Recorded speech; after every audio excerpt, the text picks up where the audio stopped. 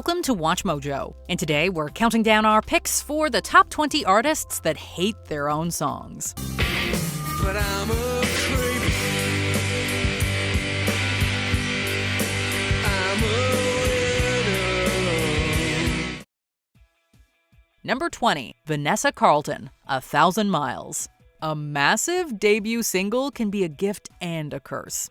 This was especially the case for Vanessa Carlton, who turned into an overnight success with 1,000 Miles. And I need you, and I miss you, and now I wonder. Carlton created many follow-ups since that early 2000s hit, but none of them had the same lasting impact as this track.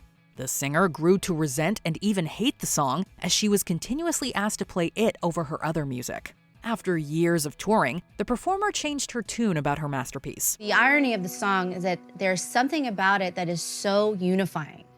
Everybody likes that song. Considering that the piece overshadows her other efforts like Ordinary Day, it's easy to see why she didn't love her breakthrough release. You know I'd walk 1,000 miles and just see you. Number 19, Chrissie Hynde, Brass in Pocket.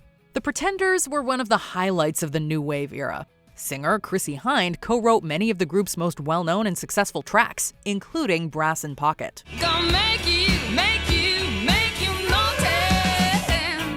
Although the release brought a larger audience to the band, Hynde doesn't love being solely identified by it. It also reminds her of a time before she felt fully confident with her vocals. I'm special.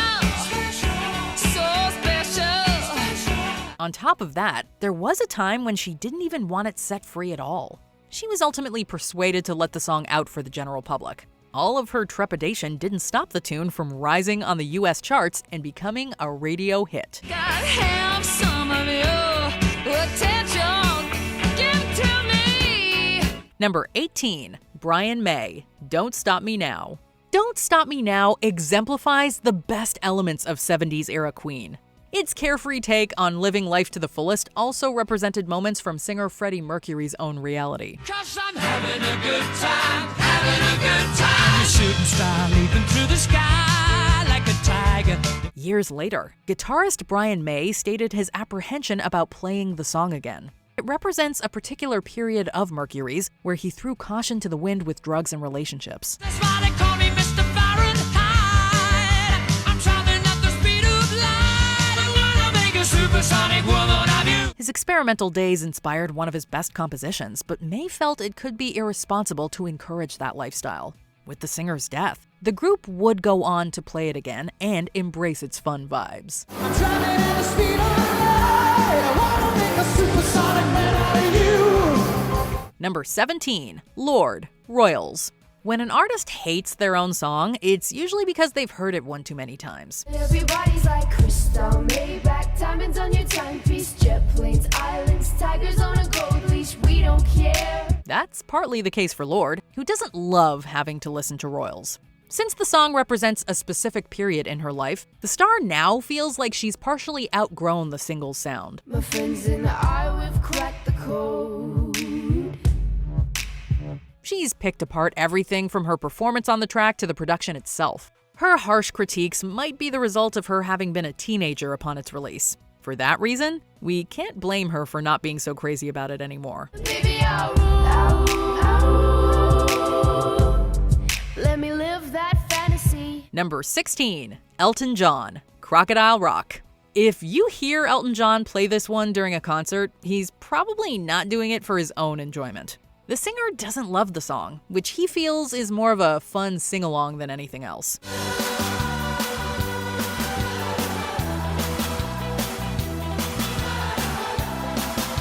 Lyricist Bernie Taupin even mentioned that it isn't even the kind of song he would personally enjoy. John went so far as to say that he'll probably have a celebration the final time he plays it. Crocodile Rock represented the artist at his most pop and accessible, which comes with pros and cons from his point of view. At the very least, he recognizes that his listeners want to hear it at shows. La la la la la. That's enough. La la la la la. La la la la la. Ooh, yeah. Number 15, James Blunt, You're Beautiful. As a true time capsule from the year 2005, James Blunt's You're Beautiful has its fair share of fans and haters. My love is pure. I saw an angel. Of that I'm sure. The ostensibly sentimental love story stands as a decade-defining hit that some felt sick of listening to over and over. Polls and commentators noted that the piece was among the most annoying of its kind. You're beautiful. You're beautiful. You're beautiful. It's true. One of these critics was Blunt himself, who came to recognize that the song was maybe too ubiquitous for its own good. The gifted songwriter, who enjoyed years of goodwill from the track, admitted that radio stations went overboard with playing it. I will never be with you. Number 14, Liam Gallagher, Wonderwall. Never one to mince words, former Oasis lead singer Liam Gallagher really doesn't like Wonderwall. Today is gonna be the day that they're gonna throw it back to you. Despite its importance in his music career, the performer says that singing it makes him sick. The song has become an anthem for people in and out of the UK regardless. It was so big that Gallagher even performed it at the London Olympics with his other band BDI.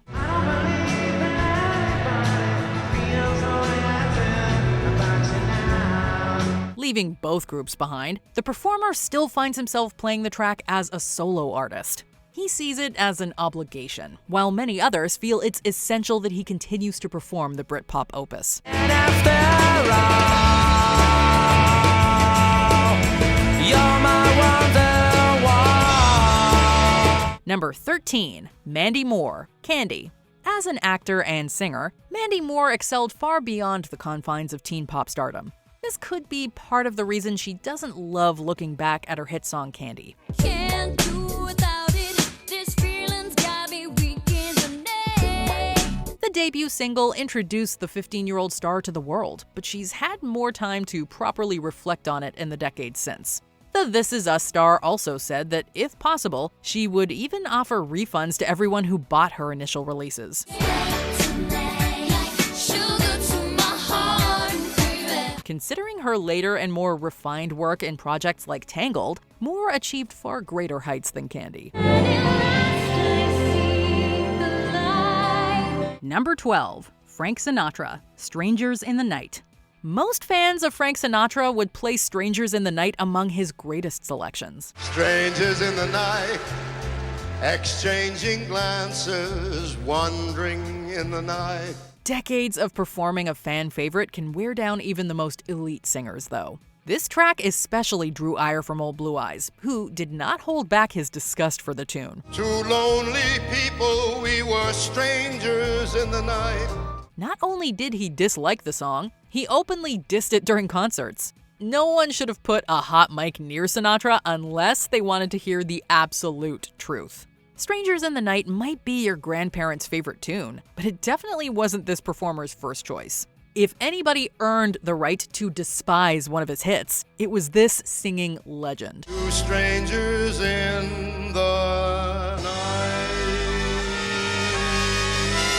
Number 11, Billy Joel, We Didn't Start the Fire. Billy Joel had his fair share of classic hits from the 70s and 80s. Near the end of his successful recording run, he released one of his last big tracks, We Didn't Start the Fire. Eisenhower vaccine, England's got a new queen. Contrary to most of his other songs, this one involved an unorthodox writing process. He wrote it with the lyrics in mind and left the music as an afterthought, leading to a lackluster melody. Building Berlin, Bay of Pigs invasion. Most of the verses feature monotonous musical choices that Joel never felt particularly proud about. Other than the catchy trip through 20th century history, this piece works as more of a novelty for the singer-songwriter.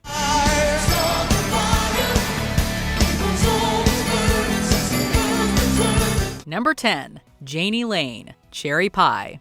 It's the hard rock hit that's synonymous with the band Warrant, but band member Jani Lane wished he could take it back. The hair metal track signaled the last gasps of the genre on the eve of grunge music. Swinging to the left and swinging to the right.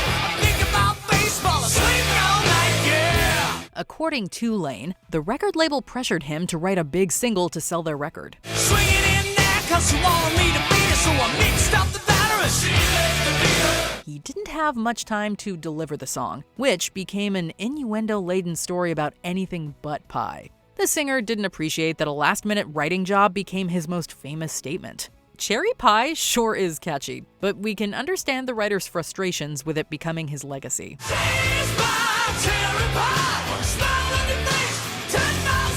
Number 9. Miley Cyrus, Party in the USA. Miley Cyrus has had her fair share of famous songs since, but Party in the USA represents her peak as a teen pop star. Welcome to the land of fame excess. Am I gonna fit in?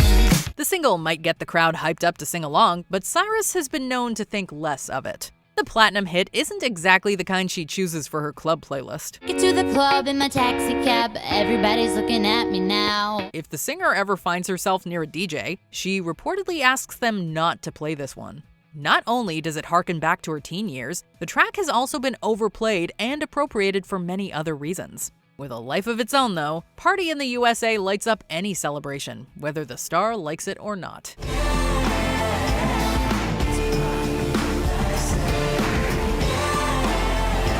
Number 8. Bob Geldof, Do They Know It's Christmas?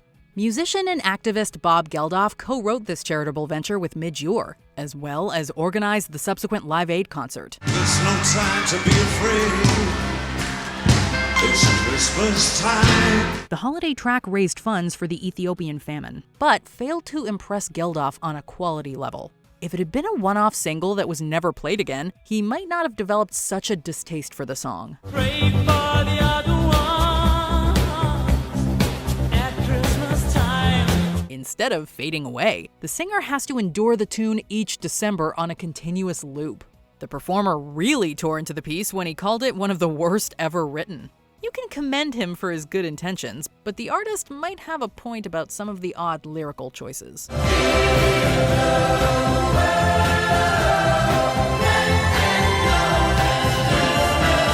Number 7. Pete Townshend, Pinball Wizard. A centerpiece of The Who's rock opera Tommy, Pinball Wizard doesn't stand high among Pete Townshend's list of favorites. Ever since I was a young boy, I played the silver ball. From Soho down to Brighton, I must have played them all. The band's chief songwriter would rather not play the classic anymore, but he often indulges concertgoers with it. Going on to write many other worthy singles, Townshend prefers almost any of the other tunes he's written for the band.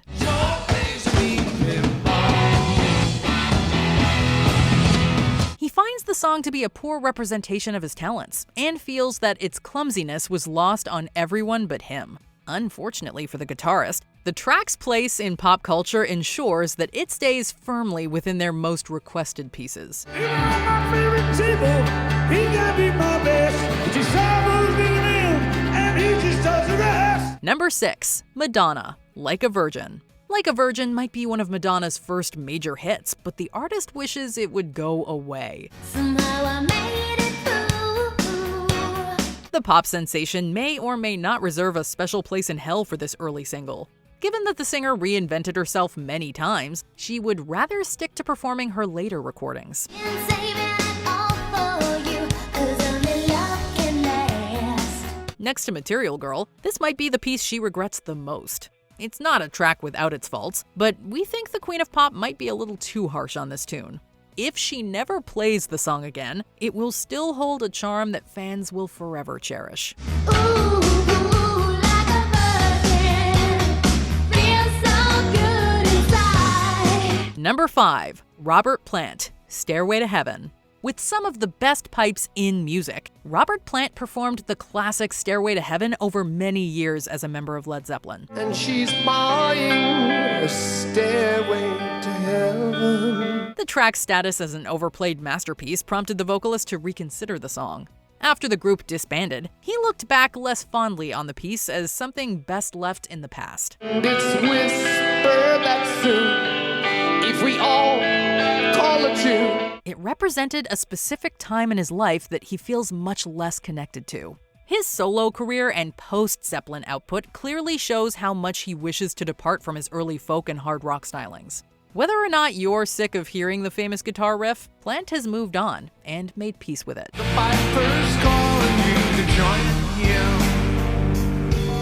Number 4. Michael Stipe, Shiny Happy People. Entering the 90s with mainstream success and a huge record called Out of Time, R.E.M. had an early decade hit in Shiny Happy People. Me in the crowd, people.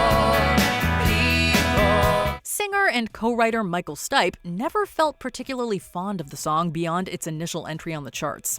He considers it to be bubblegum pop that's mostly nonsensical. Even the track's satirical lyrics don't provide additional meaning to the performer.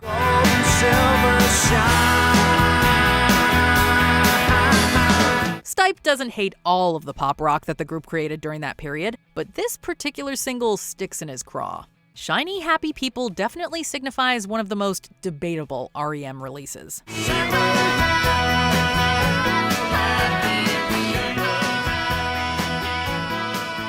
Number 3. Beastie Boys. You Gotta Fight for Your Right to Party. Seminal hip-hop group Beastie Boys rocketed to fame with their debut album Licensed to Ill. You Gotta Fight for Your Right to Party was one of their big and audacious hits from the record. You wake up late for school, man, you don't wanna go. Meant as an ironic take on frat boy culture, the track found an audience that didn't see the irony in its lyrics. Along with its place in their less sophisticated material, the trio stopped playing the single at their live shows. Man, living at home is such a drag. It both represented an audience they didn't want and didn't have much else apart from a catchy beat. While the song still shows up at parties, it doesn't bring the same joy to the original writers. You gotta fight for your right to party. Number 2. Radiohead, Creep. Radiohead's debut single Creep put them on the map in the early 1990s. It might have started off their career, but the band had no interest in living off the song's success. When you were before, couldn't look you in the eye. They arguably spent the rest of the 90s trying to escape the anthem's lingering influence. Thom Yorke in particular avoided the song, and the band didn't play it for many years during live shows. I wish I was special, but I'm a creep.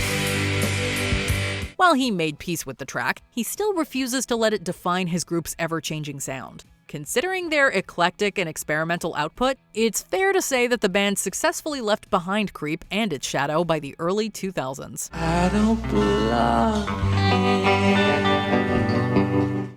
Before we continue, be sure to subscribe to our channel and ring the bell to get notified about our latest videos. You have the option to be notified for occasional videos or all of them. If you're on your phone, make sure you go into your settings and switch on notifications.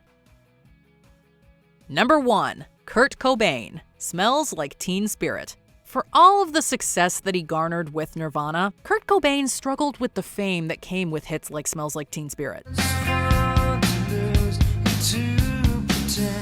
The sheer amount of attention the song generated left the singer worried that his band would only be associated with the single. Mixing alternative instrumentation with a great hook, it represented a slightly more popular aesthetic that welcomed a worldwide audience.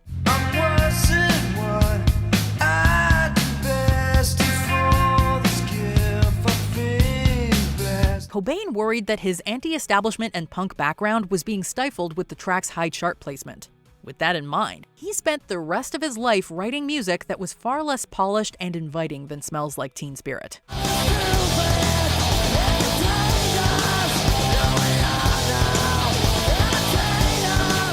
Did we forget one of your favorite songs that performers hate? Let us know in the comments below.